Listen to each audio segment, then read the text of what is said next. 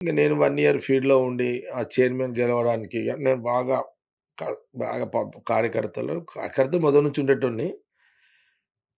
అయితే ఆ రోజులలోనే ఈ ఫెస్టివల్స్ పోయేటోళ్ళం. అప్పటినుంచి మేమంతా. హ్మ్. హ్మ్. మేమంతా ఈ ఆర్ఎస్ఎస్ బ్యాక్‌గ్రౌండ్ గదా! అంతా. ఈ ఆర్ఎస్ఎస్, విశ్వ హిందూ పరిషత్ మేమంతా అందులో వర్కర్‌లం గదా! ఇక మేము ఈ దసరా ఫెస్టివలు అట్లనే అదే టైంలో మాకు ఈ మిఠాయి వీరన్న ఉన్నాడు. హ్మ్. ఆయన దసరా మిఠాయి వీరన్న, కారం వీరన్న, పద్మారావు, విశ్వ హిందూ పరిషత్‌లో రామ్ సింగ్ అని ఉండే.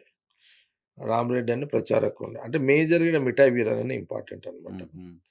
హ్మ్. ఆయన ఈ దసరా ఏర్పాట్ల మీద ఆయన కొంత చూయిష్టోడు. ఆయనెంబడి మేమంతా ఇగ అయేంది బకెట్లు పట్టుకొని, తాడ్లు పట్టుకొని అంబేద్కర్ స్టేడియం గ్రౌండ్ ఉంది. అక్కడ పోయి హ్మ్. అప్పుడు చిన్నగా అట్లా హ్మ్. రామ్‌నగర్ నుంచి ఎళ్ళేదనమాట. హ్మ్. హ్మ్. ఏర్పాట్లు చూసేటోళ్ళమనమాట. మేము మిఠాయి వీరన్న ఎంబడి పోయి ఏర్పాట్లన్నీ చూసి, మళ్ళా సాయంత్రం రెడీ అయిపోయి కూడా రామ్‌నగర్ షావా తీసుకొని ఎళ్ళేటోళ్ళం. హ్మ్.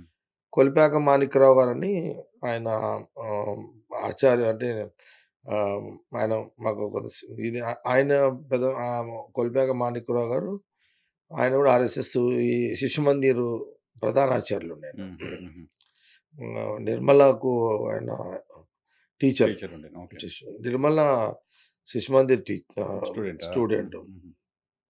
కుసుమ్ గూడా శిశు మందిర్ స్టూడెంట్ మళ్ళీ. ఓకే. ఓకే. కుసుమ్ గూడా. హ్మ్.